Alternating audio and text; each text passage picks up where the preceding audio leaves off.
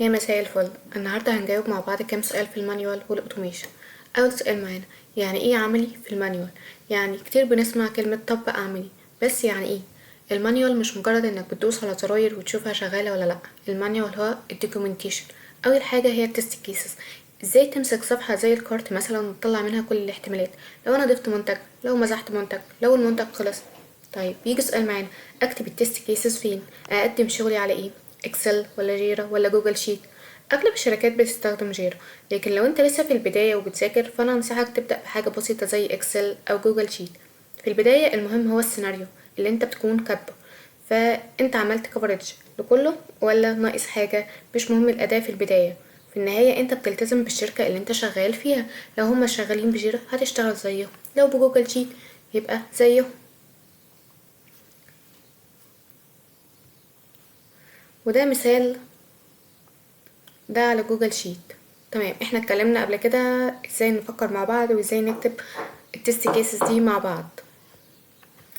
تاني حاجة معانا هي الباك ريبورت، ازاي لما بنلاقي مشكلة تكتبها بطريقة تخلي المبرمج يقولك تمام الخطوات واضحة والسكرين شوت محترم.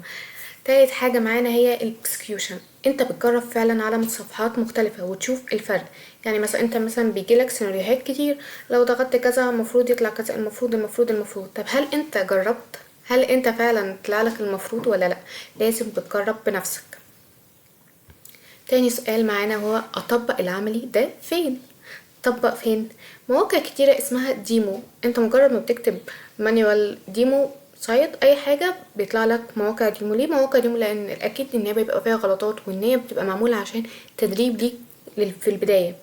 تفتح الموقع وتعتبر نفسك كيو اي بتاع الشركة بتاعهم، وتبدأ تطلع الباكس، تكتب التست كيسز، تكتبها زي ما اتفقنا جوجل شيت اكسل، عادي جدا. تالت سؤال معانا هي الفيديوهات في التدريب العملي. وعشان كده في الفيديوهات اللي فاتت انا وانا بشرح ما كنتش بقول كلام نظري وخلاص، احنا كنا بنحاول مع بعض نفكر في المايند سيت بتاعت الشغل، وبنشوف الفيديوهات مانيوال اوتوميشن، كنت بنشوف مع بعض وازاي بنفكر وازاي بنكتب وامثله حقيقيه ونكتب التست كيسز سواء على اي موقع انت اخترته. تمام ليه؟ ده التطبيق العملي ده هو اللي يخليك فاهم يعني ايه انك مش مجرد حافظ، لا انت فاهم وطبقت بنفسك. السؤال الرابع وده سؤال مهم، هو انا لازم اكون بعرف اعمل يعني اعرف كود عشان اشتغل مانيوال؟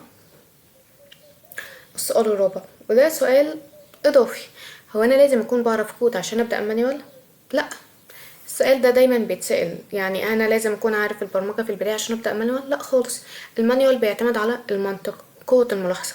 فالبرمجة انت هتحتاجها بس لما تقرر ان انت تنتقل للاوتوميشن زي ما احنا اتفقنا، لكن في البداية تركيزك لازم يكون 100% على ازاي اطلع باجز، ازاي اغطي كل جوانب النظام. السؤال اللي بعده، اهم اداة في العملي. في سر صغير كده ممكن ما تكونش واخد بالك منه بس احنا اتكلمنا عليه، هي الانسبكت، وعرفنا ازاي بنوصل لها. لازم تتعلم ازاي تشوف الكونسول وازاي تعرف لو في ايرور في النتورك، هو ده اللي بيفصل بين التستر العادي والتستر الشاطر. كده نكون خلصنا المانيوال. نشوف معانا سؤالين اوتوميشن. كان اول سؤال بيقول هو السيلينيوم لسه شغال ولا لسه في جديد ولا في حاجات تانية طلعت؟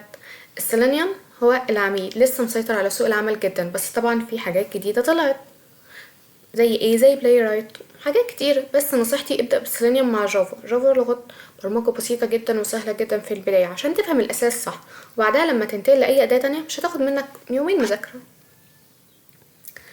السؤال اللي بعده هو احنا بنستخدم جيرا في الأوتوميشن؟